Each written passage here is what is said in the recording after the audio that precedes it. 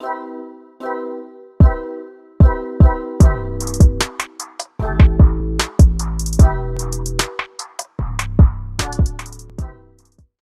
own right. And to all of you, my dear friends, members of the press, Lucknow heritage lovers, my admirers, my detractors, I hope not. And it's a real pleasure to see all of you. And I'm just thinking that my last book was released in 2015, I think 6 years ago. Time flies. And many of you were in that occasion also. And it's so nice of you that during this COVID period, you have made this effort and joined me in the release of my humble book. So you see, I have no papers, I have no prepared speech.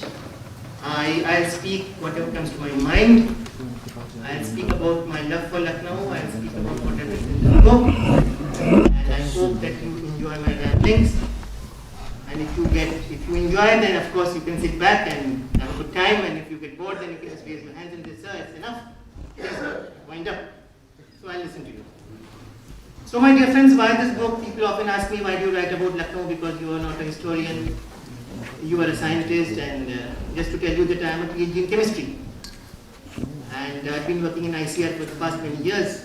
So why all this history? So to that I reply that it's not a book on history. It's not a history book. For history, I leave it to the historians. You have the history departments of universities, you have the libraries and the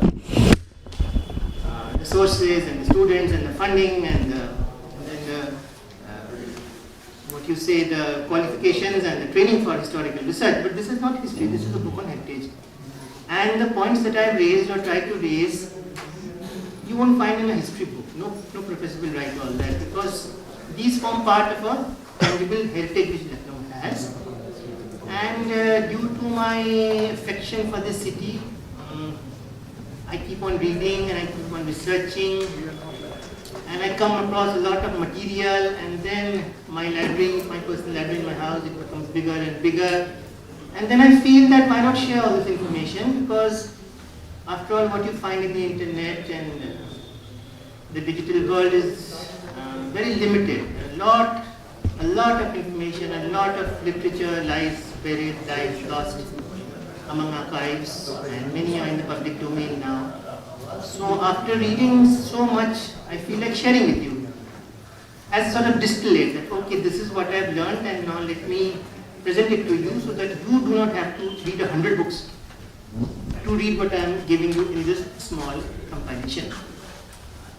And another thing which I have always done is that I have, when describing Lucknow or when analyzing Lucknow, I have always stayed clear of the very famous and very well-known places of Lucknow. Everybody knows Lucknow means Padamambada, Tumi Darwaza, maybe Residency. I have stayed clear. I talk about things which are not very well-known, or which are lost, or which are neglected. So I try to bring forth aspects of the city, particularly the architectural aspects, which people are not very well aware of. Now I'll give an example. In my last book I had described some buildings and all.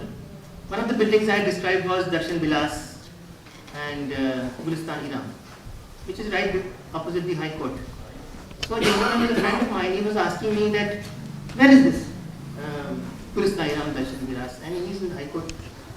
And why he can't be blamed? Because it was in ruins, it was surrounded by trees and shrubs and banyan trees. So one cannot be blamed if he doesn't know that a beautiful structure is lying hidden behind those shadows. Can't be blamed. And if I write, then some sort of awareness is there. So I'm happy to say that in the intervening years, some work has been done on the restoration and repairing of these buildings, which are almost forgotten, almost behind the, not even in the view or in the knowledge of the general public. Anyway, that was about my old book. Now here in this present book, I have also dealt with issues which again are not well known, not well described, not well discussed,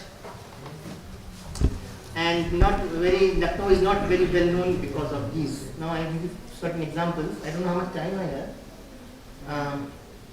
My book is actually divided into certain sections. So one of the sections is these lost marbles, which I call it. These were the marbles of Lucknow and now they are lost.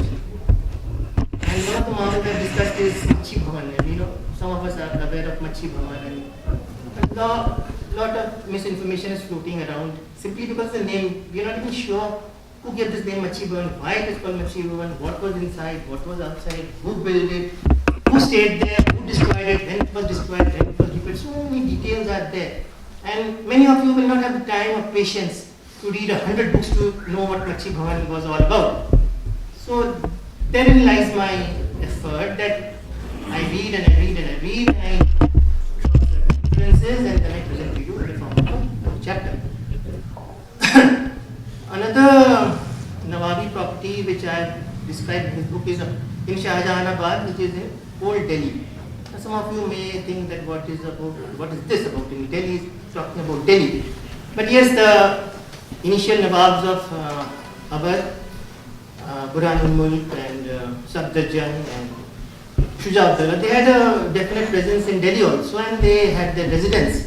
So where did they stay? What was the lifestyle? What was the palace like? What happened to the palace? How it was divided? How it was used? Who stayed there? Who destroyed it? What did the British do? Where is it now? Which condition is it in now? All these things I have tried to describe a Nawabi property of Awadh still existing in Old Delhi. Many of you know about a fort called Bijli Pasi Kila in Ashiana. So it's a bit haunted type of structure, especially if you see in the night and some pillars are there, nothing wrong. But that was a huge area and I've tried to discern the details of what was it all about. So is it really Bijli Pasi Kila or was it called originally Jalalabad Fort? Who built it again, then what happened, how it was destroyed. Many of these properties were destroyed by the British. So I've tried to glean some details and I've shared all those details with you in the book. Because Bijli Pasi, we all know that around 1,000 years ago, this Indo-Gangetic plain was inhabited by tribes and clans. And the Pasis were one such clan and they were in and around this area which we call Lucknow. And they had many mud forts. And it's quite possible that one of these mud forts were taken over by the Nawabs and rebuilt or reconstructed or strengthened and fortified. And then it came to be known as Jalalabad Fort. So today to call it Bijli Pasi Kila may be correct, may not be correct. I am not going to controversies. But yes, a mud fort to last for 1,000 years is little doubtful. So it's quite probable that it was the site for a mud fort. It was the fort of a chieftain called Bijli Pasi. But ultimately it was modified by Safdarjung and then again it was in ruins and then it was used by the British during 1857 and on and on and on, and the area was then developed by the leaders and whatever happened, and we're not going to details. And now what you see in Ashiana is the remnant of a fort which has a very checkered history. So all these details you will find in my book. These cover what I have written about the lost marvels, because ultimately nobody talks about all this. Lucknow means kebabs and chicken and umi darwaza. Who is bothered about a fort lying in a colony called Ashiana? Now coming to the architecture of Lucknow, I think my friend Vipul will be most interested to read the 2 chapters which I have written. So we see that Lucknow had a range of fantastic structures built by Nawabs, and this architecture of Lucknow became very famous. And it was also revived by the British. There were many travelers who came to India during Nawabi rule, and they used to write their memoirs and their travel logs. And almost all would be critical of the home style or home evolved Nawabi architecture, what we call. Now, to be very honest, these travelers from Europe, they were French and they were British. They were all very critical of Claude Martin's Constantia also. They were really abusive of that structure, calling it, a number of names. But let's not go into it. What structures they did like unanimously was the Bada Imam Bada. I have not come across a single account of any criticism of the Bada Imam Bada.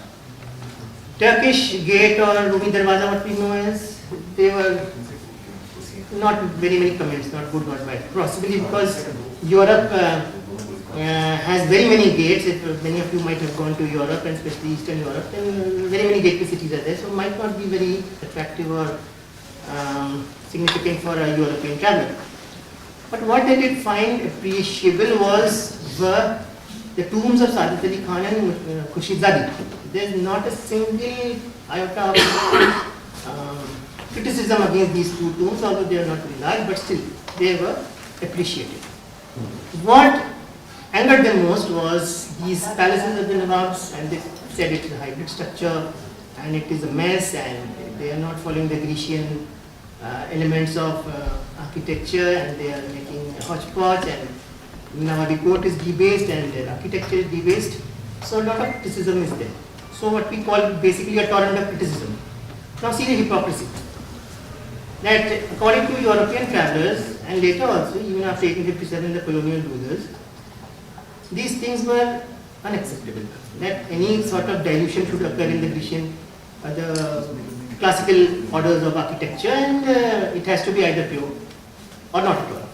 They cannot accept any hybrid structure of having Islamic overtones and European overtones and some imaginative images and statues, and especially in Islamic city, they were amazed to see statues of animals and ladies and mermaids and whatnot and fairies, and they were like, what is happening? And then the criticism spilled out in the writings. After 1850, now what you're talking about is basically colonialism. This was the area when the British came as basically for trade, and then they started gobbling up the country and making it into a colony of Britain. So it was a phase of colonialism. And then what happened after 1857 when the Crown took over the subcontinent? I'm telling of subcontinent because I'm encompassing Pakistan also. So when they took over the subcontinent, Indian subcontinent, it became part of the Crown. Now here that it is not colonialism anymore, it is imperialism. So what is the difference? Basically it is the same, because the master is the same, the slave is the same. But the nomenclature is different, and now suddenly there was this wish that we should accept native architecture, we should create something new which will be looked upon by the locals as something wonderful, and then this concept of Indo-Saracenic architecture came about. So you will see very many structures in Lucknow supporting this Indo-Saracenic architecture, having the Islamic elements and having the European elements and having Buddhist elements and Rajasthani elements, and a great mishmash of chajjas and chabutras and this and that. So the very concept of hybrid architecture, which was criticized and abused by the British pre-1857, was now acceptable, and a form of architecture which they called as Indo-Saracenic architecture. Now why this term Indo-Saracenic? Those of you who will read the book, you will find I tried to analyze why this term and what is the big erroneous and misnomer it is, but then it went on and on and on, and you find very many structures which we call today as very attractive or very fantastic. But if you go into details, you may not be so impressed. I'll give just one example. The Parikhana was demolished and the Canning College was built in its place. And the Canning College is half Rajasthani, a little bit of European overtone, a little bit of Nawabi, and it's a great mess to my eyes. Maybe you and maybe most of us will say that the present Bhatkhande building is attractive, it's a heritage of Lucknow, etc. Fine, no issues. But I have given details of how these Rajasthani elements were introduced, and to my mind Rajasthani elements do not match at all with Nawabi architecture. But then we had the British rulers and they did whatever they felt like.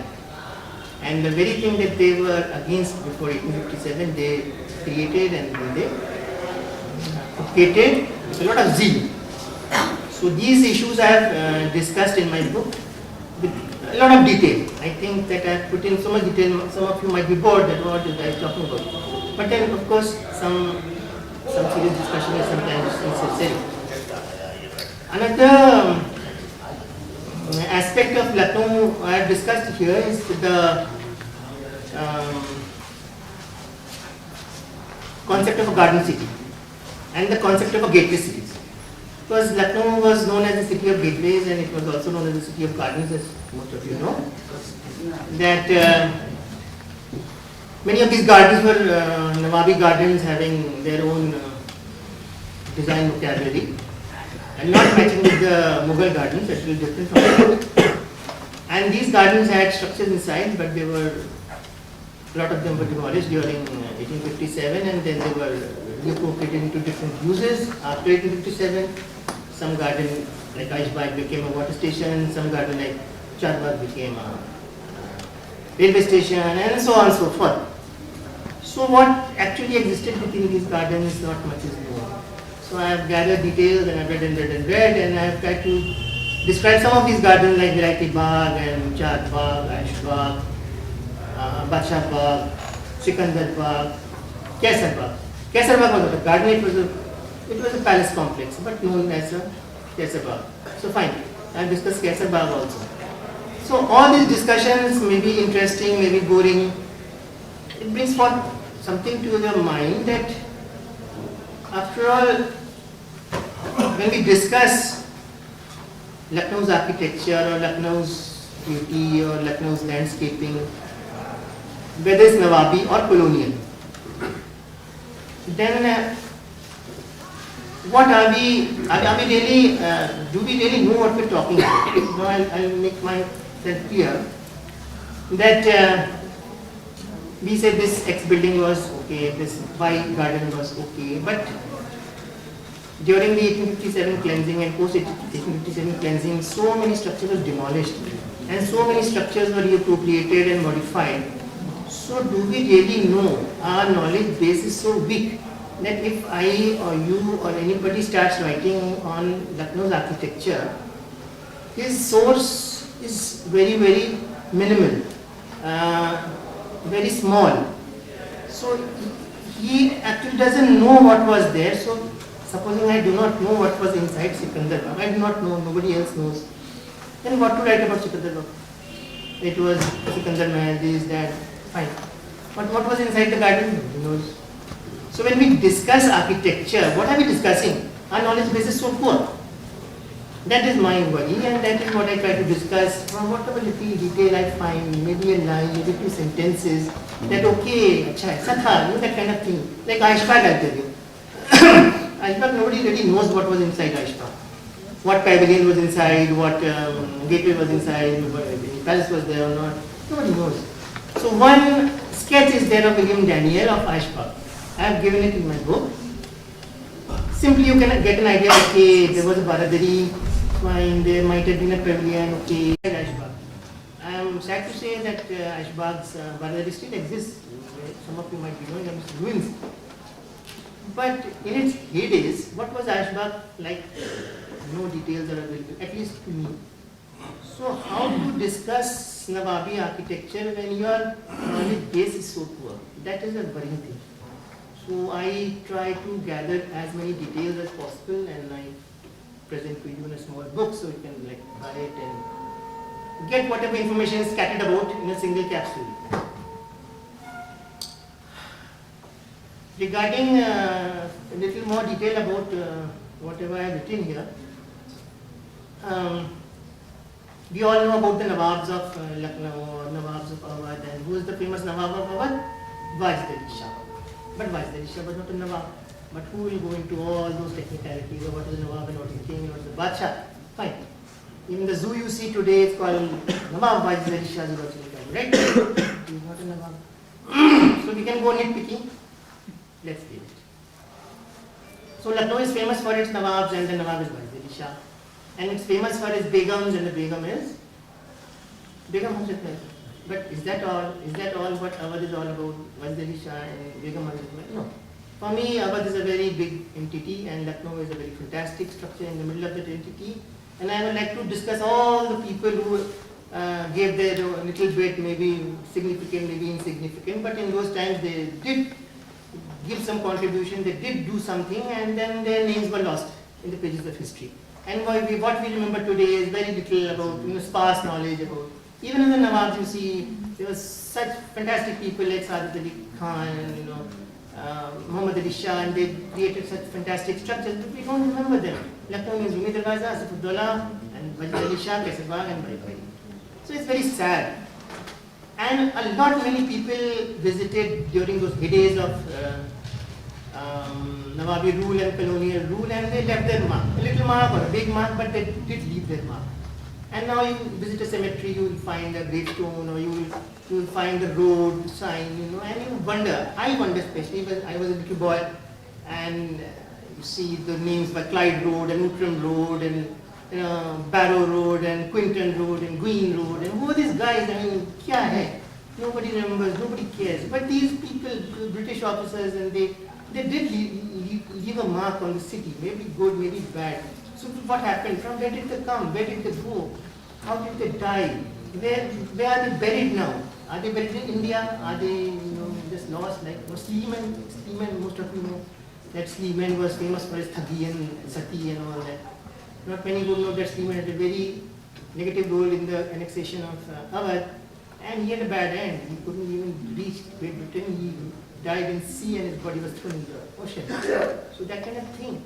So all these fantastic little details, these trivia, not only the British officials, painters, and you have people like Makadarzi or Taylor, or you have military adventurer like Claude Martin or Anton Collier, and so many people, they left their marks. And now what do you see? Maybe you see a crumbling gravestone, maybe you see a road name which has been just painted over and given a new makeover, but that old timers still remember that old name of Wing Road or Natush Road.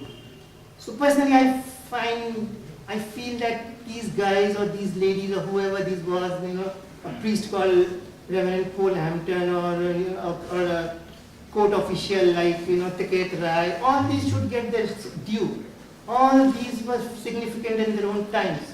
All these people, they left their marks, but we don't care about it. And who has the time in this era of instant information, of smartphones and internet access? Who has the time to delve as to where Latouche is buried? Who was he?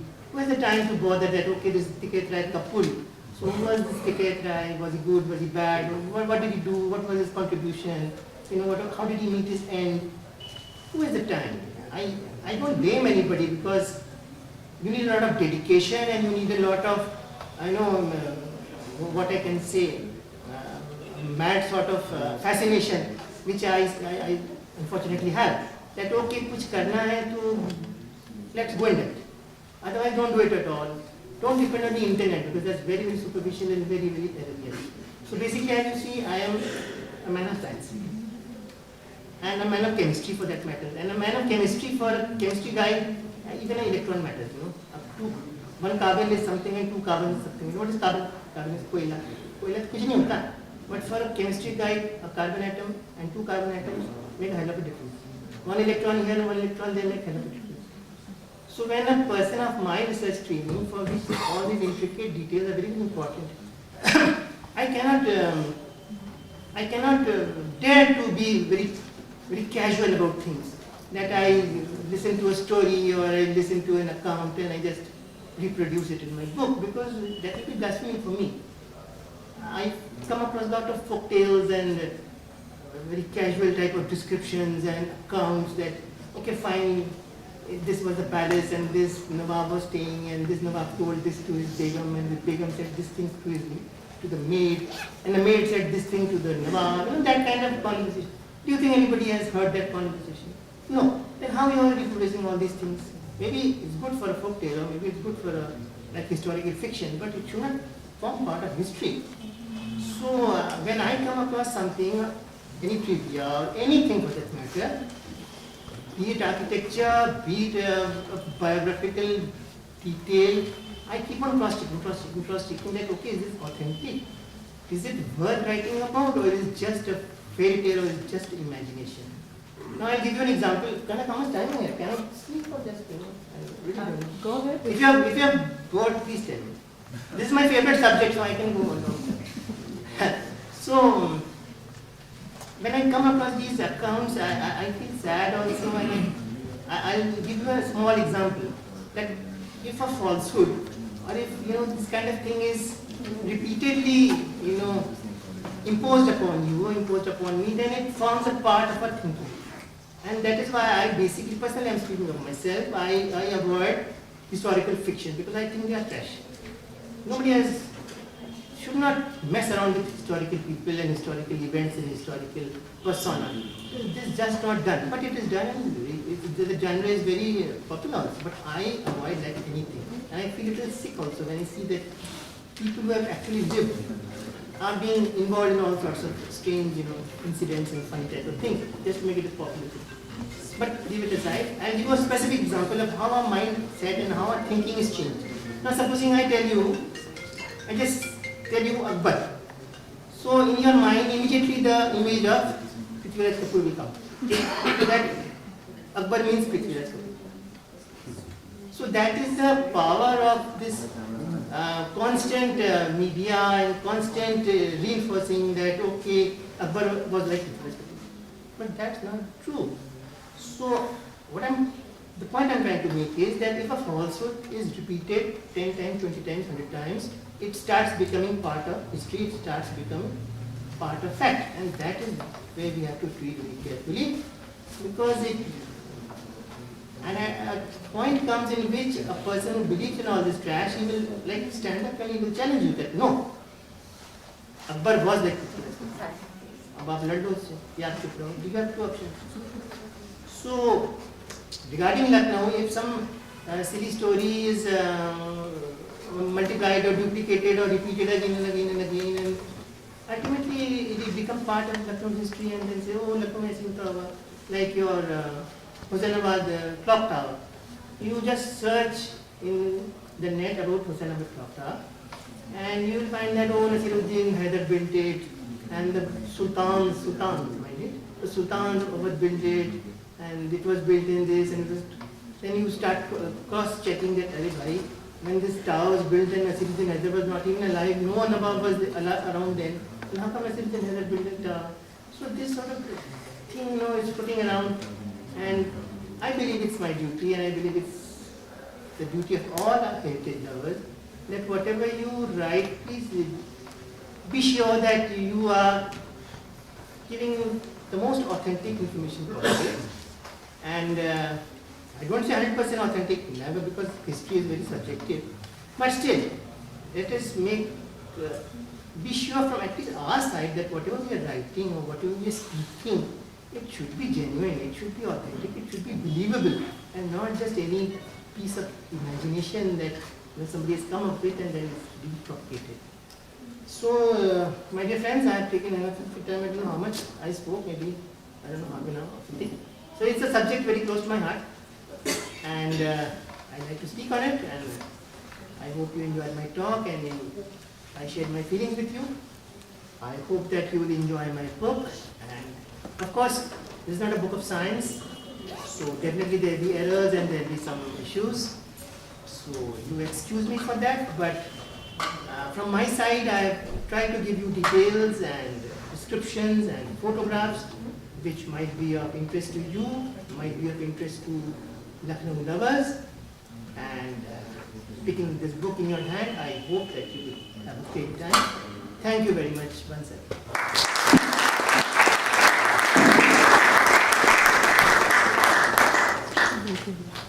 Any questions? If any questions, I can take, or you can put out the questions in the interaction session.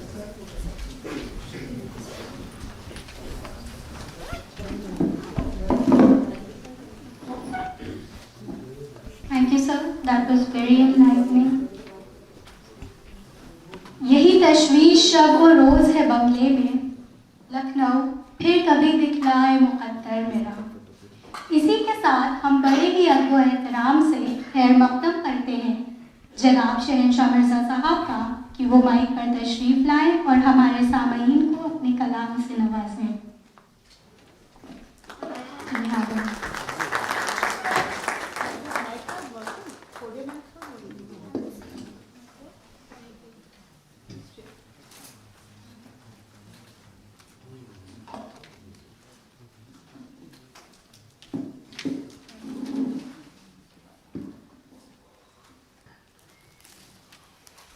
Adab, Namaskar, good evening, my dear panelists, respected ladies and gentlemen.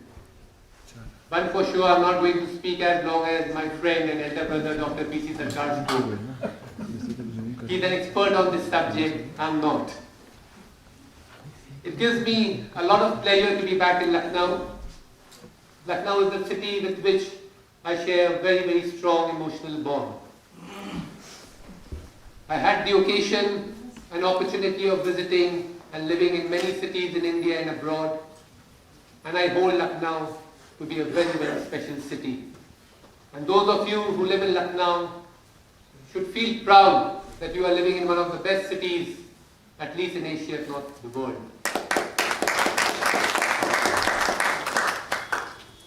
I'll give you one small example. Today I landed at the airport and I wanted to book a cab and there was some problem. So I took the help of a girl who was manning a counter in the prepaid taxi booth. And she readily agreed and she helped me in getting a cab. This would never happen in Delhi or Bombay. And I think this is the spirit of Lucknow. When Dr. PC Sarkar told me that he's writing a book on Lucknow, I was very happy. Because as he said, there are too many preconceived ideas which people have. Not only about Lucknow, about any city in the world, about any personality. And it becomes very important that at some point of time, someone should come forward and rectify those mistakes, rectify those misconceptions, and try to present a story which is correct, which is accurate, which is logical.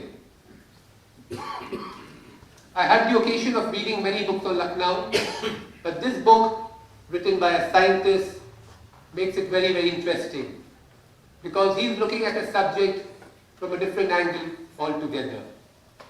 And I hope that this book will create a lot of awareness, not only among the people who are living in Lucknow, but entire Uttar Pradesh and all over India. It is very important to create awareness about our glorious past. When you go abroad, say to any country in Europe, you will find that they have gone out of their way to preserve their heritage, their culture, their tradition. See how beautifully they have preserved their buildings. Unfortunately, that doesn't take place in our country. But a book like this, I'm sure, would create a lot of awareness. It would make people read, think, take interest in what they see, and especially the younger generation. I'm a member of INTAC in Calcutta and various other heritage groups. And from time to time, we conduct seminars, workshops, and heritage walks where we try to discover the glorious past of our country. The great Urdu poet Mirza Ghalib had lived in Calcutta for about 1.5 to 2 years. And he lived in a place which was behind Bethune College. Bethune College was perhaps one of the oldest colleges in India. And I remember once we had gone to see the house in which Mirza Ghalib had lived. It was a group of people whose mother tongue was not Urdu, who didn't know much Urdu, but they were passionate about the ghazal of Mirza Ghalib. So they were very eager to go and see the house in which he lived. So after we saw the house, we wanted to have light refreshment. And there's a very old sweet shop very close to that house. So we went to that sweet shop and we ordered some sweets. And while we were having some sweets, just out of curiosity, I asked one of the employees over there in Bengali, do you know where Mirza Ghalib lived? So he looked at me and he said, no, I don't know. Then he asked me, do you have any idea where he lived? Then I pointed towards that building. So very innocently he told me, he said, no, I don't know where he lived. Then he took out his phone and he said, if you know his telephone number, you can make a call. I'm narrating this incident not because I want to make fun of him, It's an interesting incident, but I'm trying to say that our awareness is so low. True. We have to create this awareness. There's a road in Calcutta which is named after Mirza Ghalib. It is in the center of the Calcutta. But till date I don't know why that road is named after Mirza Ghalib. There has to be some logic. We had Dr. PC Sarkar, a scientist, and his approach is very logical like any other scientist. There has to be some logic, some rationale behind, naming something, behind doing something. Lucknow and Calcutta share a very strong bond. As you all know, the last ruler of Awadh, King Wajid Ali Shah, left Lucknow in 1856. And the last 31 years of his life he spent in Calcutta. I think, please pardon me if you think I'm wrong, I think Wajid Ali Shah is far more popular in Calcutta than what he is in Lucknow. I had said this to someone who was from Lucknow and he almost blocked me from his WhatsApp account. But you see, the fact is that Wajid Ali Shah lived in Calcutta for 31 years and he gave much more than the potato in biryani. Dr. Sarkar had talked about the internet and he was right. There are too many errors, when we Google, when we search, because these are all free sites. People feel like writing, they write without checking whether it is accurate, whether it is correct. And as he said that, if a wrong is repeated 100 times, 1,000 times, that becomes the truth. Very few people are there who would like to do research, who would like to read serious books, who would like to go deep and understand what is what. For example, you talk about Wajid Ali Shah and the common notion is that he was exiled to Calcutta. He was never exiled to Calcutta. He went to Calcutta on his own free will. In fact, when he was released from Fort William, he was given an opportunity to live anywhere in the country. But he chose Mathiya Bruj in Calcutta because that reminded him of Gomti. And he spent the 31 years of his life in Mathiya Bruj, where he created a mini Lucknow. And even today, those of you who have not been to Calcutta would be happy to know that, Mathiya Bruj is often referred as mini Lucknow because of the language, because of the etiquette, because of, the pace of life, because of, people's hobby, people's love for poetry. And that goes to show how important Lucknow is for us. So whenever we talk about Lucknow, we feel very nostalgic. There's a lot of fond memories. And I always look for an opportunity to come to Lucknow. And I hope very soon Dr. PC Sarkar will write his third book and invite me once again. So before I conclude, thank you very much for coming. And please buy this book. Please give this book to your friends and relatives.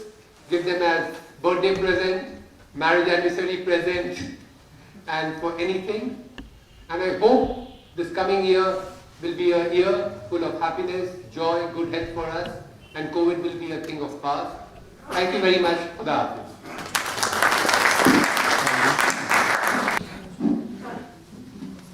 Thank you, sir. We now begin the discussion about the book. For this, we have one of the most celebrated writers from Lucknow, Miss Mehru Jafar, amongst us, who has written a series of books about the city, including the Book of Muhammad, the Book of Muinuddin Chishti, Love and Life in Lucknow, and her latest release, A Shadow of the Past, a short biography of Lucknow. She graduated from Bharatiya Natya Academy and did her master's from the University of Lucknow, and her forthcoming book focuses on Urdu poets in 19th century Lucknow. A round of applause for Ms. Jafar.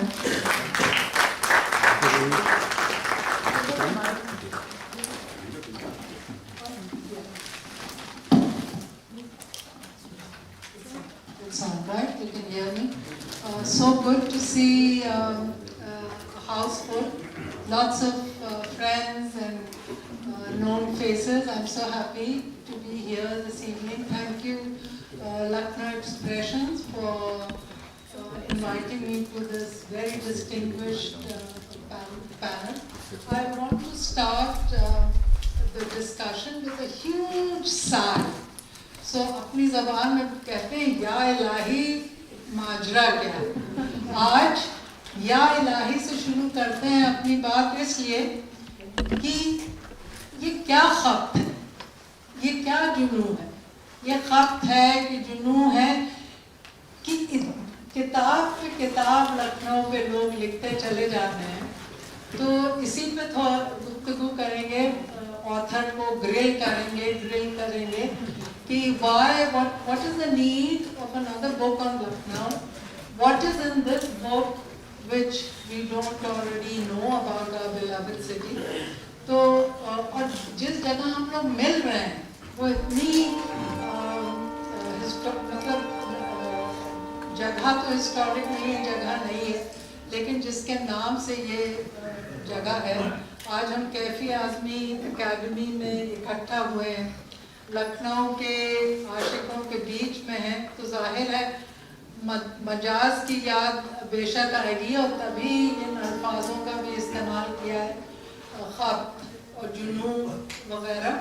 Majaz Kaifi साहब के साथी थे और फिदाए लखनऊ के line में अव्वल number से खड़े रहते थे। ही वॉज टोटली, जिन्होंने पढ़ी है उनकी खूबसूरत नज़्म लखनऊ पे, तो वो नज़्म गवाह है कि कितनी मोहब्बत करते थे मजाज साहब अपने शहर से। ये अकेडमी इस बात की गवाह है कि मजाज जावेद अख्तर साहब के मामू थे, कैफी आज़मी के अब्बा और जावेद अख्तर के ससुर। तो ये सारी मिली जुली मेमोरीज लेके हम लोग यहाँ आज बैठे हैं और ये हमारा छोटा सा बोर्ड था इस कैफी आज़मी की याद में और इस जगह के ऊपर। और इस वेन्यू पे बड़े ख़ास मेहमान भी आज हैं। आप बाहर से आए हैं, कलकत्ता से आए, मिर्ज़ा साहब विपुल यहाँ की जानी मानी प्राइड ऑफ लखनऊ, बहुत ज़बरदस्त पोएट, स्केच भी करती हैं, पेंटर भी हैं, आर्किटेक्ट भी हैं। I am very very humbled and pleased to be sharing the dais with them. तो शुरुआत करते हैं, देखिए कहाँ से शुरुआत करते हैं। कुछ मिर्ज़ा साहब से गुजारिश है कि अपने दोस्त ऑथर आज के स्टार ऑफ द इवनिंग से पूछें कि जड़ क्या है इनके खत, इनके जुनून की जड़ क्या है। और कुछ और अगर आप ऑथर से सवाल करना चाहते हैं ताकि हमें कुछ थोड़ा सा और इस किताब के बारे में मालूमात हो। और आपसे मैं पूछना चाहती हूँ कि what does it mean in this day and age, in this modern democratic day and age, to be a descendant of the former rulers of this region? What is going on in your mind when you stand in the middle of Kaisarbagh? What are you thinking? I'm sure you don't have the same thoughts as I do. तो पहले तो आप थोड़ा सा pin prick करिए सरकार साहब, क्यों इतने अभी एक और किताब लिखना है लखनऊ पे, तो ये खत की वजह क्या है?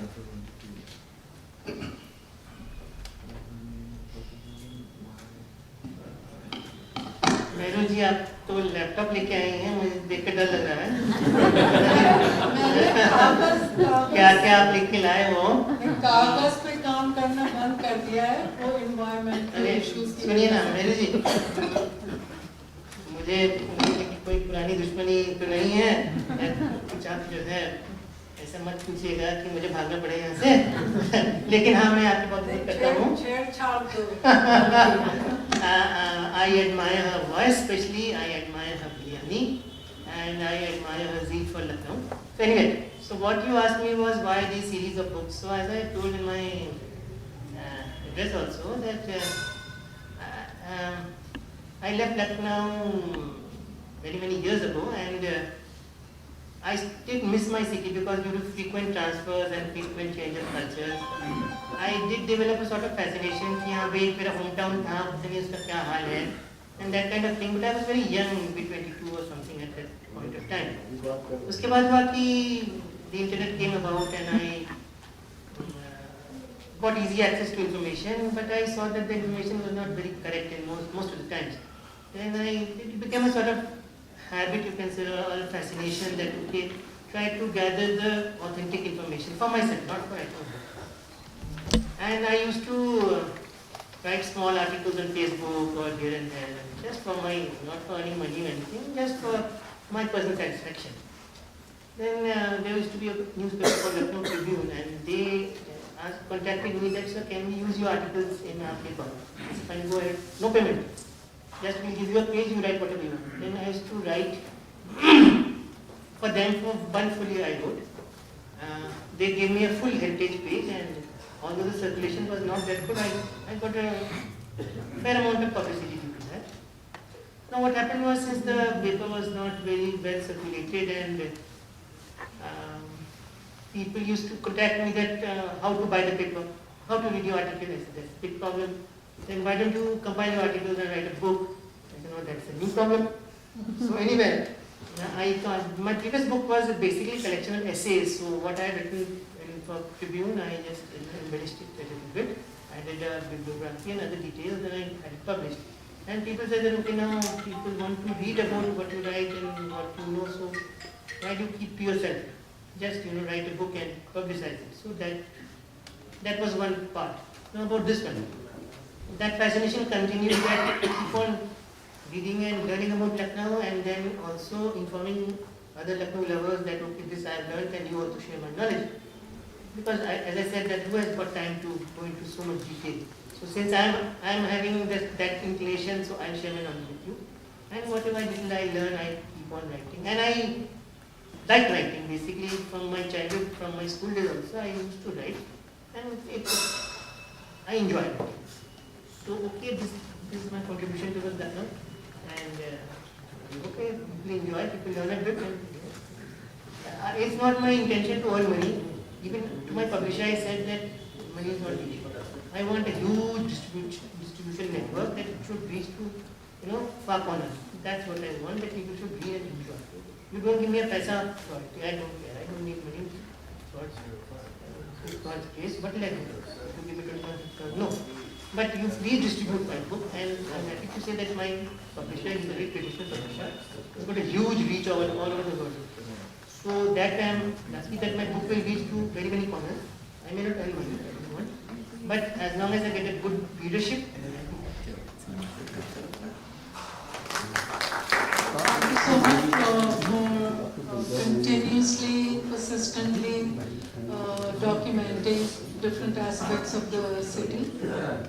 We are the beneficiaries, so please keep your passion alive and keep writing. Good luck. तो मिर्जा साहब आप थोड़ा अपने दिल नादान से पूछिए कि what does it mean to be a descendant of the former rulers of this part of the world? कैसा बात जब आप जाते हैं तो आप what thoughts cross your mind?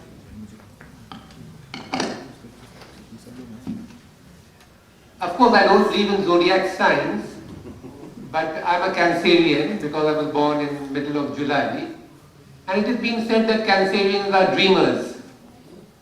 So, yes, you are right. When I go to Kaisar Bagh, when I am in Asati Bambara, when I am in Residency, when I am in different parts of Lucknow, I try to visualize how different the life must have been 100, 150, 200 years ago when our Nawabs and rulers were over here. It's a mixed feeling. I feel sad. I feel disappointed that everything is lost. There's a huge jump in population. There's a huge fall in moral and social values. Lucknow was at one time known for its delicate language and tehzeeb. because of assimilation of people coming from different parts of the country, different parts of the world, the language is evolving. This is happening not only in Lucknow but all over the world. At times I feel frustrated also when I see numerous monuments are not being taken care of. There's encroachment, graffitis are being written on them, people are using it as urinals. But there's one incident, which happened about 20-25 years ago. I think that was the year when I came over here for my marriage, and we had gone to Asafi Mambara. It was a very small incident, but it is still somewhere very fresh in my mind, which I want to share with all of you. As you enter Asafi Mambara, there's a flight of stairs you go up, and you find there a number of guides standing over there. And there was, we had gone there in the month of May, and there was a booth where they were selling cold drinks, and we had gone there to buy some cold drinks, and I saw a stray dog coming towards us, and all these guides were busy looking for clients like us. They were busy for selling their cold drink, they were busy to show the people Bhul Bhulaiya, but no one bothered that he should not allow the stray dog to enter the Mambara. That gave me a lot of hurt, that you are earning from there, but at least have some respect for the monument. We can't build that monument now, but at least have some monument, at least have some respect for the place from where you are getting your bread and butter. अगर उसी जगह को आप इज्जत नहीं दे रहे जहाँ से आपको दाल चावल का पैसा आ रहा है, तो आप क्या करिएगा? So these are some of the feelings, but at the same time, you have to understand that times have changed. Nothing is fixed. So we have to accept realities, and we have accepted that these are some of the harsh realities of life. Things have to move on. So it's a very mixed feeling and difficult to describe in one or two sentences. But I hope whatever happens, it should happen good for the country, it should happen good for the community, it should happen good for the society, and let's hope for the best. Thank you so much. Yes, we can empathize with your feeling regarding the disrespect to our monuments and to our shared heritage. Also, there's a lot of confusion or rumors about Wajid Ali Shah and his more than 300 wives. So here I want to also correct me if I'm wrong. Mirza Sahab is a descendant of Wajid Ali Shah through his wife Begum Khasman. And we, Lucknow is also familiar with some other descendants, from some other wives. So today we are entertaining and hosting, Lucknow is hosting Mirza Sahab, who is a descendant of Wajid Ali Shah through his wife Begum Khasman. So thank you so much for being here and for sharing your words and sentiments with us. Maybe we move now to lovely Vipul. Actually, this question is to all of you, that how long do you think we will all Lucknow lovers continue to drool over the past of Lucknow? What about Lucknow as it is today, here and now? So maybe Vipul will talk a little bit about यहाँ का जो architecture है लखनऊ का, सुना है special है, तो क्या चीज़ इतनी नायाब है हमारे लखनऊ के आर्किटेक्चर में कि लोग दूर दूर से उसे देखने आते हैं? और जैसे अभी मिर्ज़ा साहब ने कहा, अफसोस भी होता है when you see the architectural jewels neglected. तो आप थोड़ा सा रोशनी डालें.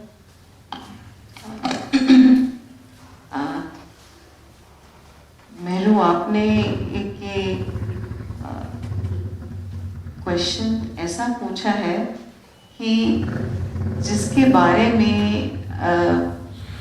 यहाँ पे जितने लोग बैठे हैं उनके पास बहुत सारे जवाब, लेकिन जिसका मीनिंग एक ही होगा कि वह लखनऊ, वह Lucknow. In short, what I can say is a monument of human art. It's of course an epitome of art, beauty and sophistication. Of course, किताबों पे किताबें लिखी जा रही हैं इसके ऊपर, और फिर भी मन नहीं मानता, और फिर से कई सारे राइटर्स, एक ही नहीं, सरकार साहब जैसे कई राइटर्स रोज एक नई किताब शुरू कर देते हैं, और in fact they are forced to do it that way. So Lucknow is actually in spirit and soul everything fine and fragile in abundance, that I would say, fine and fragile. So how we keep it and how we upkeep it, that's a big question. But जैसे शरार साहब ने कहा कि उस समय, of course, when he wrote in 1800s, it was Baghdad and Cordova of East and Nishapur and Bukhara of India. तो ये उसके जलवे थे, और अगर मिर्ज़ा साहब को कुछ बातें इस समय अच्छी नहीं लग रही हैं जिस तरह से हम रख पा रहे हैं, and of course being an active member of INTAC, I'm really pained, and of course we should look into it. That's what I can say. Thank you so much. कैसे करेंगे इतना succulent task? How do we share? Is this working? Yes, working. It's working. You are very audible, right? Ji ji. So कैसे करेंगे? कैसे अपनी share heritage को, common heritage को preserve करेंगे? कब तक वो रहेगी हमारे साथ, ये भी नहीं मालूम है. So anyway, these are huge challenges in present times, especially when the lives of human citizens are threatened. तो monuments को प्रिजर्व करने बाद की बात है. अभी हम लोगों को अपनी सिक्योरिटी और अपनी रक्षा करनी होगी. कैसे करेंगे ये भी नहीं मालूम है. But that is ji ji.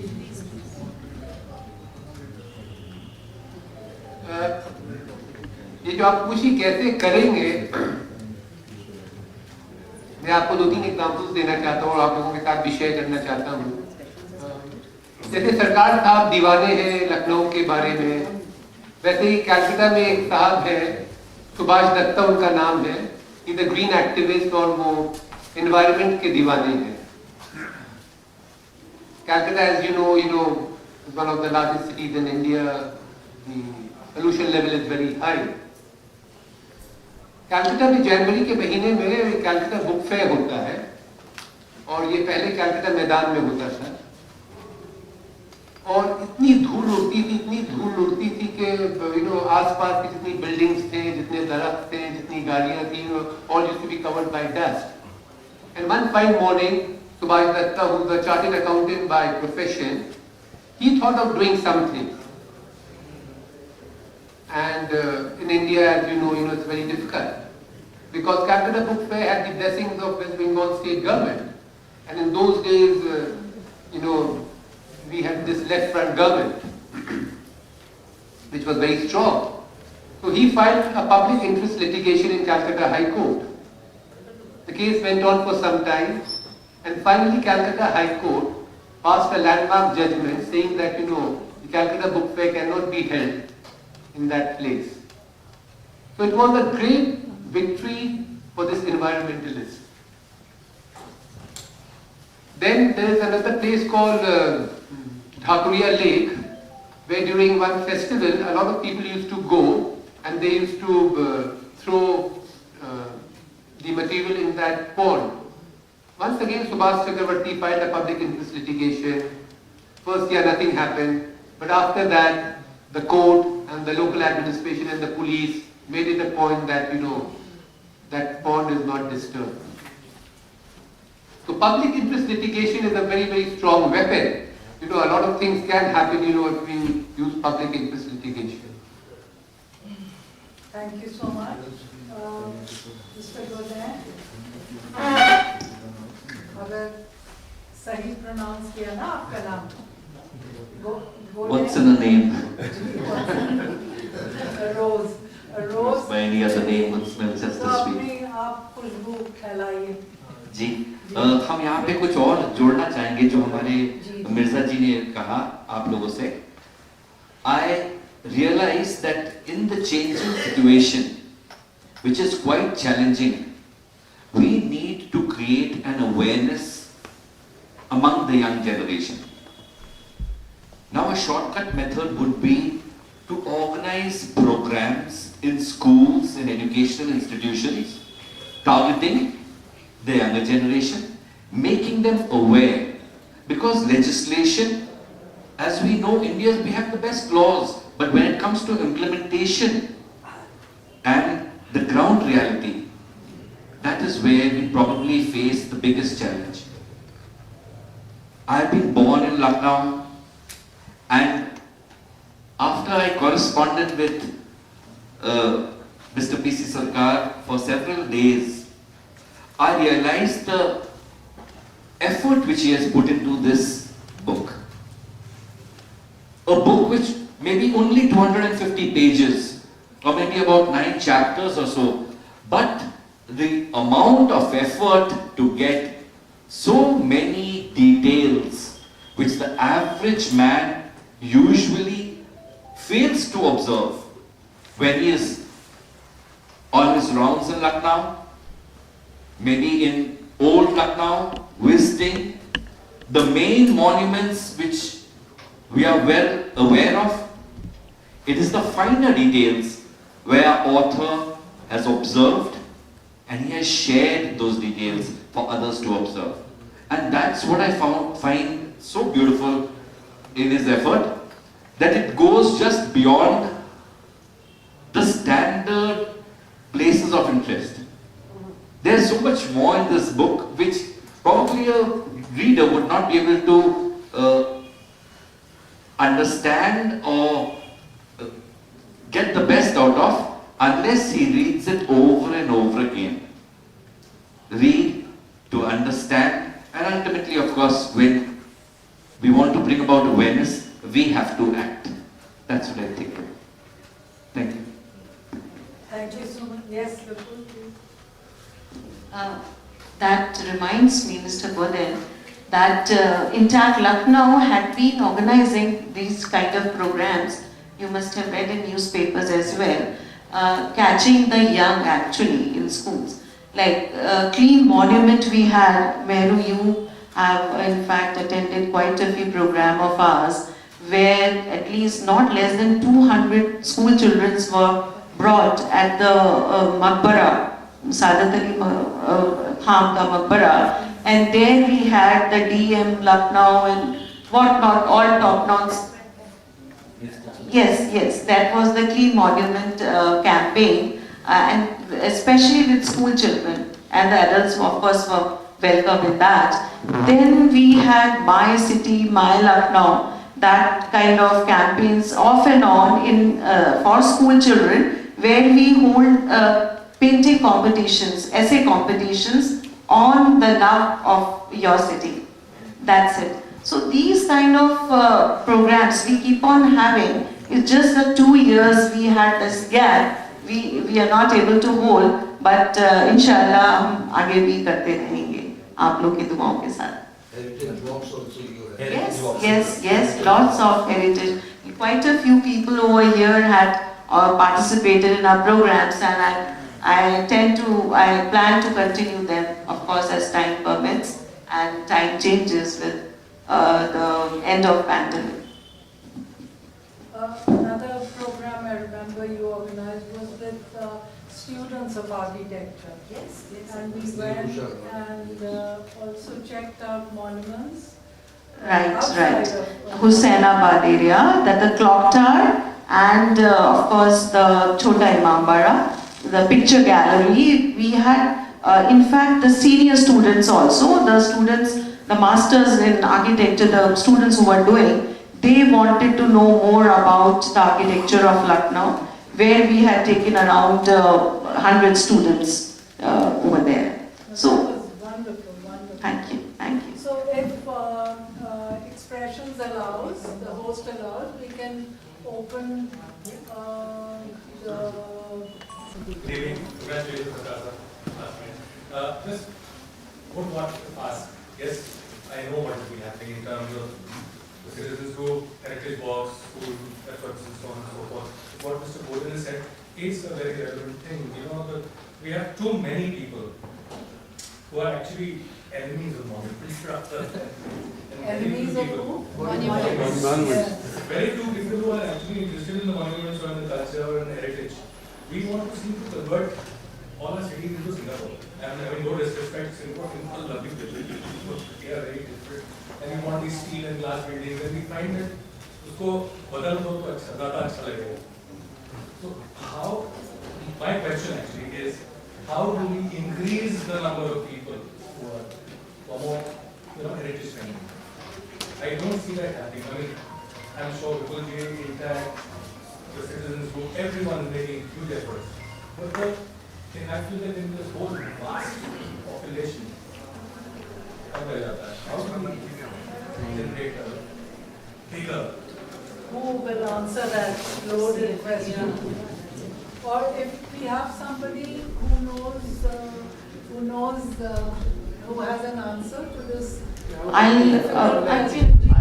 Yeah, please. If the answer comes from the audience, nothing like that. I could guess, if you create a financial opportunity around these heritage monuments, some kind of an opportunity where it generates financial activity, suddenly you'll find people taking care of these monuments and also making sure, because the livelihood would start being circulated around that monument.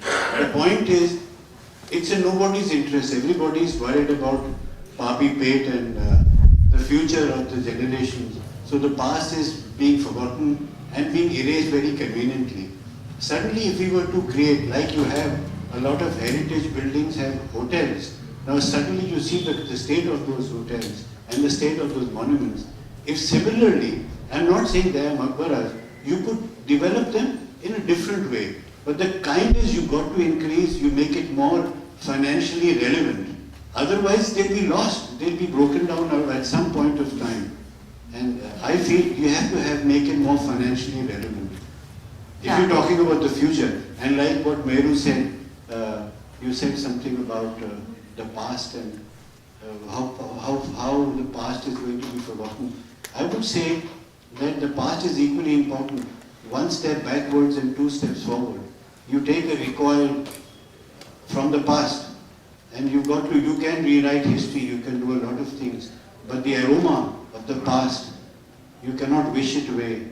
That whiff of the past lingers on, and it is people like us of the old generation who have lived, born and brought up here, all of us. I think we will carry it forward, and the interesting part is whether we can create that ingenuity and create that interest and that aura of the past in our children and our generation. It will continue. And ultimately from dust to dust it will happen. We too shall be, but the fact is if we want it to continue, make it more relevant to the future, not to the past.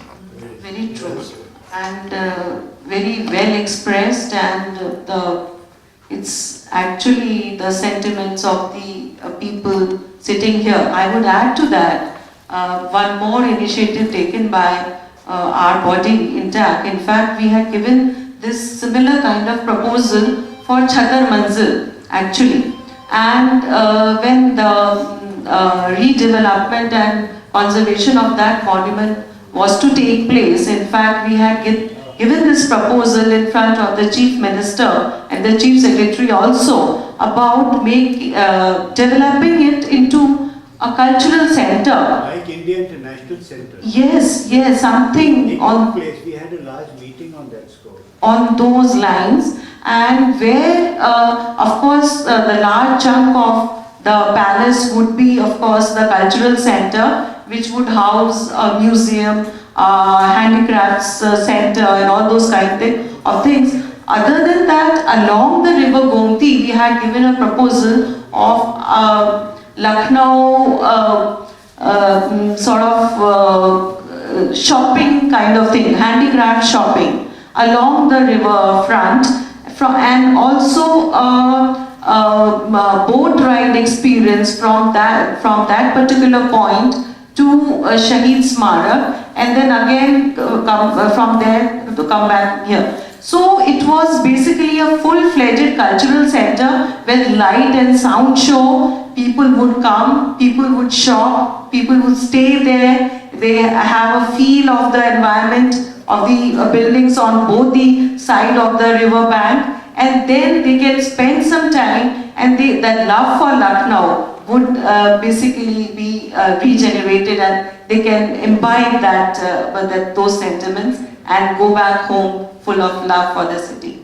That shopping was an important and integral part, where all the handicrafts from Zardozi to the taste of mangoes, from chicken curry to all terracotta toys, all those, the dying arts of Lucknow could be showcased, and the people could actually shop from there. So it was a reviving kind of concept, a revival of dying arts with the cultural center, of course with the museum and the living museum, where the people could also experience the living of royalties or whatever I think some people are doing privately in the city. Those kind of proposals we had given to the government, and of course government was supposed to do something. I don't have much idea what is the status now, but on what lines they are doing and how slow they are, that is the basic concern, and how well it would come up, that is another question.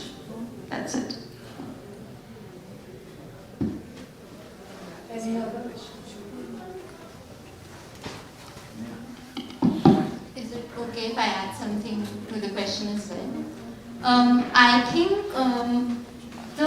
as I said, enemies of our monuments are mainly led by the youth of our cities, unfortunately, and maybe that's because they are not they do not understand the importance of these monuments, mainly because in our curriculum we are not taught much about the heritage and the history of a city, apart from the basic things that we've been told, oh, this is the Husainabad Chowk, this is the Bada Imam Bada. Maybe if we tell them since the beginning, since childhood, that these cities are important, these cities somehow contribute to the identity of you as an individual as well, maybe they'll understand that, and they'll try to keep the heritage of our city intact. And there was also this tourism initiative taken by the central government, where they were paying young adults to go and visit heritage sites in the entire country so that they can promote these sites. Maybe that can also be an initiative at the state level, where they can channelize the energy of these youths into something positive rather than something destructive. And maybe next time they won't be writing memes on walls of famous monuments. So, thank you.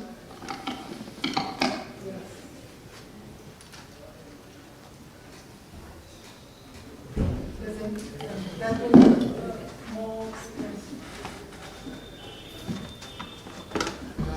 In Calcutta, the most famous landmark is Victoria Memorial, and Tata Literary Festival is held over there. They have a section where they invite children. They sing, they dance, they paint. There is book reading, and thousands of children come. I had the occasion of addressing them twice or thrice, and many of these children with whom I interacted, they said that they had never been inside Victoria Memorial, and seeing the magnificent Victoria Memorial, the lush green garden of Victoria Memorial, you know, the interest was generated. They said, we would like to come and see what it is inside. So, you know, this could be, you know, one avenue of holding programs in important historical monuments. You know, indirectly it would attract the youth, it would attract, you know, different sections of society, and, you know, a curiosity will be raised that, you know, let's go and see what it is, let's find out. Unfortunately, in many places, you know, there are not even boards describing what this place is all about. You know, either it is in the local language or, you know, the board is put up over there and, you know, it has, the ink has faded, so you can't even really make out what is written over there. You know, these are some of the steps which we can take, and, you know, I think it's not difficult. You know, a beginning has to be made. एक मेरा सवाल सरकार साहब से। PC सरकार साहब का नाम हमने एक जादूगर के रूप में जाना था, आपको देख रहे हैं, और आपकी किताब भी वैसा ही जादुई असर छोड़ेगी, ऐसे हम सब लोग को उम्मीद है। मैं आपसे थोड़ा इस बारे में जानना चाहता था कि इतिहास और उसमें जो फिक्शन का ब्लेंड होता है वो आपकी किताब में कितना है। क्या हम आपकी किताब में केवल दस्तावेज माने जिसको कि रेफरेंस बुक के रूप में लिया जाए, क्योंकि जो भी आपने जिन चीज़ों का भी सहारा लिया होगा, दस्तावेजों का जिनका भी, तो ज़्यादातर दरबारी इतिहासकारों को लिखा हुआ होता है, और वो दरबारी इतिहासकार कितना इंडिपेंडेंट होते हैं ये हम जानते हैं। तो उसको कितना मैं प्रमाणित मानूं आपके लिखे हुए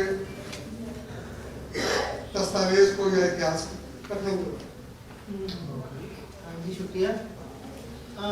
इस किताब का जो कंटेंट है उसमें इस टाइप का कोई एस्पेक्ट है नहीं, किसी दरबारी ने या किसी कोटियर ने या किसी जो नवाबी ऑफिशियल ने लिखा हो, इस टाइप का इसमें एस्पेक्ट इस किताब में है ही। आर्किटेक्चर पे है, जीवनियों पे है, और हमारे पुराने जो है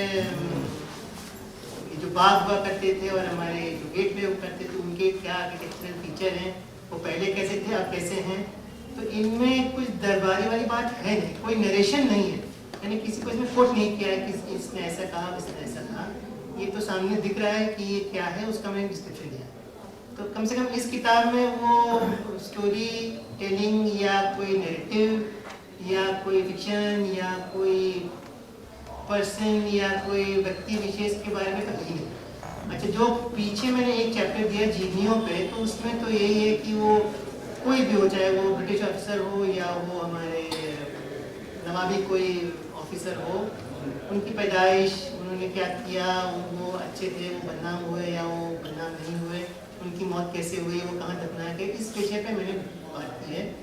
उनके इस टाइप की डिटेल है नहीं कि कुछ किसी ने डिस्क्राइब किया हो और उसको मैंने छाप दिया हो, तो उसमें कुछ सच भी हो सकता है, कुछ झूठ भी हो सकता है। वो बंदा पैदा हुआ, वो बंदा मरा, उसने इस दौरान ये काम किया, उसकी इससे दोस्ती थी, उससे इससे लड़ाई थी, और फिर उसका खात्मा हो गया, वो मर गया या उसको भगा दिया गया।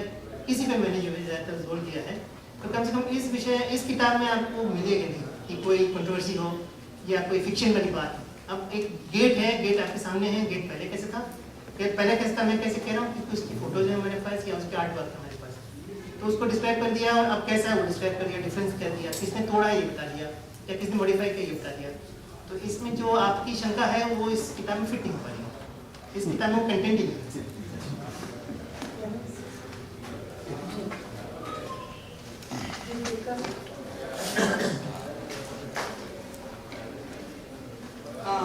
I'm really looking forward to reading your book, and I just want to ask you one thing. You are a chemistry person. Why I'm saying that is because this is the kind of language which is used among academics. He's a chemistry person, he's a sociologist, he's a history person, not historian. So the thing is that history as such has always been sort of taken a second, ranking to the rest of the subjects.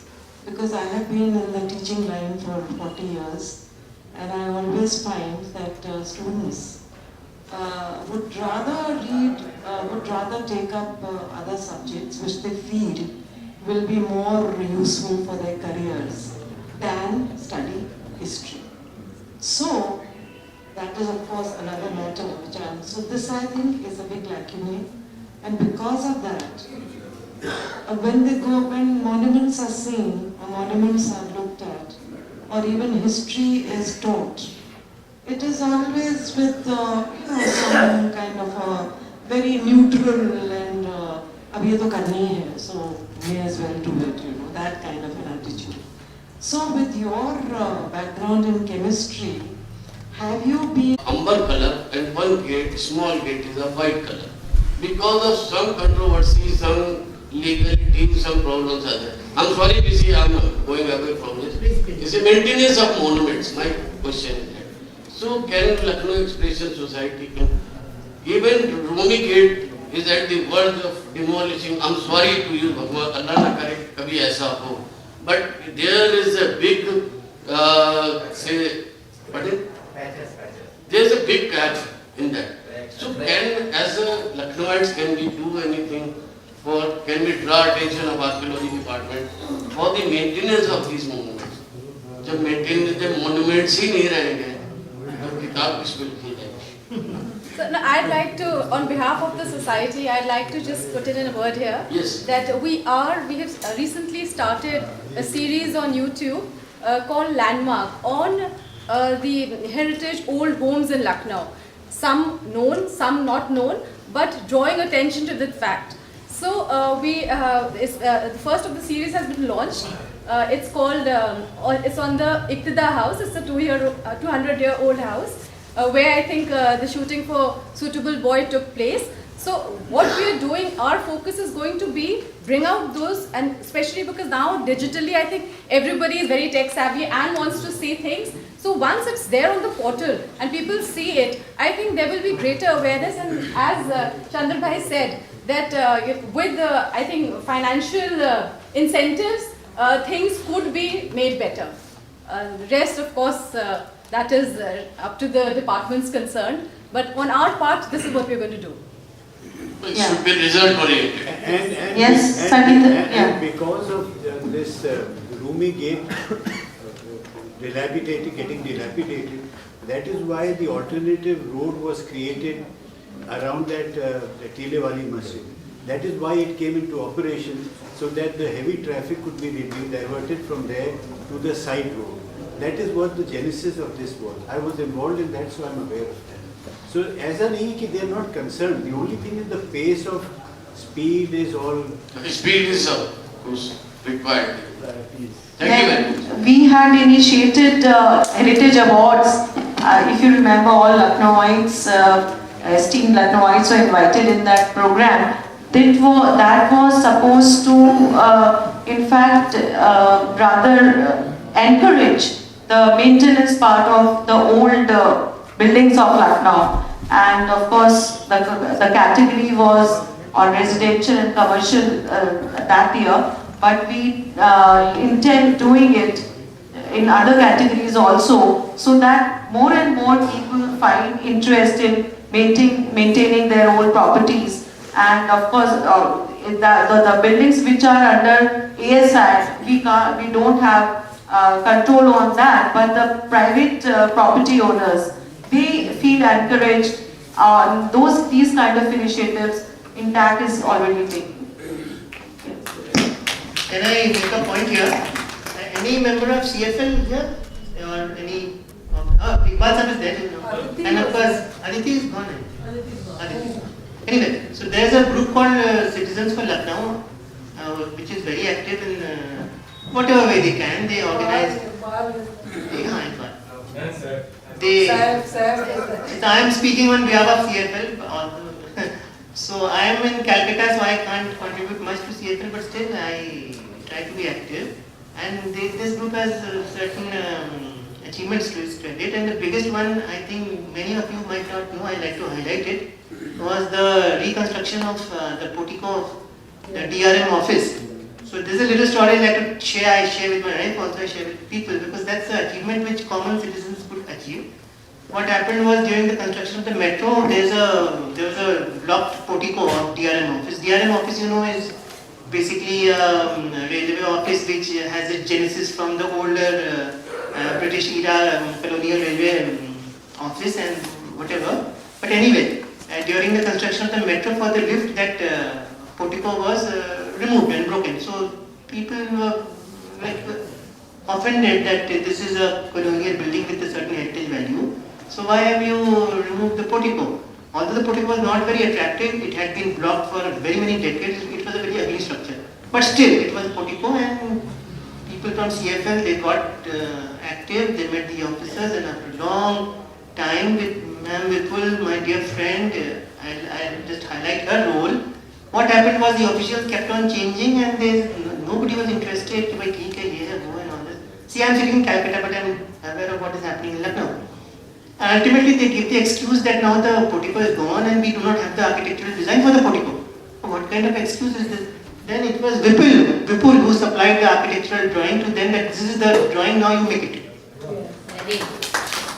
No more excuses, and they did make it. And it's a very sleek and new version which you see in Hazratganj now. And the portico had been blocked for, I think, 30 years or so. Now it's open portico, it looks very beautiful. And whenever I get the opportunity, if somebody is there with me in Hazratganj, I show him that, see, this is the portico. And we people got together and we had it and restored. Otherwise, it was a gone case. So when people come together, of course, a lot of effort is required, but we do have some achievements. I'd like to add another point here, like my friend was telling, especially because he is associated with Universal, and I want to pinpoint the case of Jahangirabad mentioned, because as you all know, during Mayawati's tenure, the Hazratganj was given a makeover and it became a beautiful place. It was like wonderful. And then in the period of 10 years, again it is going to seed, and this Jahangirabad mentioned, it is falling apart. And again the hoardings and the billboards and the towers and the iron grills and all coming. And they come up on the roof and everywhere, and people are putting up huge signboards. So I feel that, as you said, that some commercial angle should be there. Why? Commercial angle is there in Hazratganj. So we can't say that the money earning angle is not there, it is there. But how come the shopkeepers themselves, they are destroying the structure? Each one of them is getting destroyed, whether it is Moti Mahal, or whether it is Changamal, or whether it is the shops in Jahangirabad. Each one of them, they are putting up their billboards, they are putting up signs, they are modifying the structures, and they are doing whatever they can.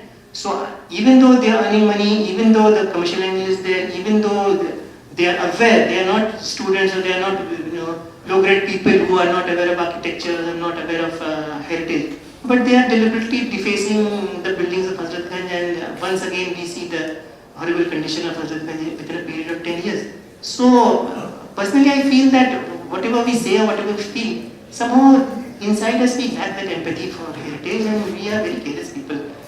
And if many of you must have gone abroad, you see how the heritage structures and medieval structures, they stand side by side with skyscrapers and modern structures. Nobody disturbs anything, and there's a great harmony among these. But here in our country, we tend to ignore, and we tend to destroy and deface, and we are just bothered about earning money or bothered about our own selfish ends. I'm sorry to use such harsh words, but it's happening. Whenever I come to Lucknow and I see that Hazratganj is going down, down, down once again. 10 years ago, I was very proud that, oh, such a beautiful place, and wow, nice place to sit, and fountains and benches and these colonial type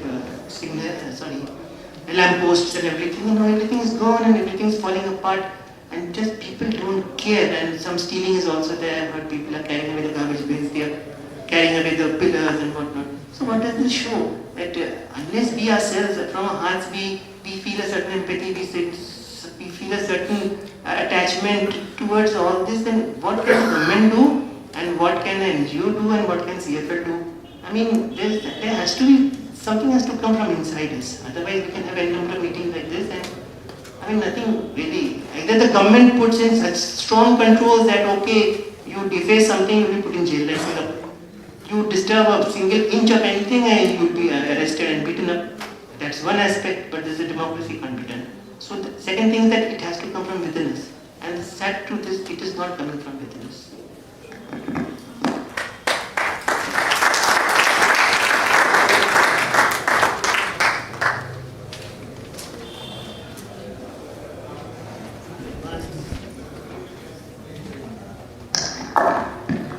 I would now like to call upon Ms. Sangeeta Jaiswal, founder member, Lucknow Expression Society, to come up on the stage and give a vote of thanks.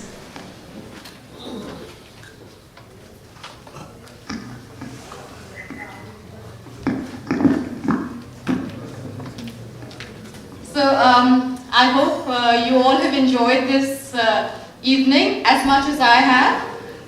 On behalf of Lucknow Expression Society, it's a huge privilege to thank the distinguished panelists here, and I think this has been a very engaging session, very relevant and engaging, and a special round of applause for Mr. Shehercha Mirza for coming all the way from Calcutta.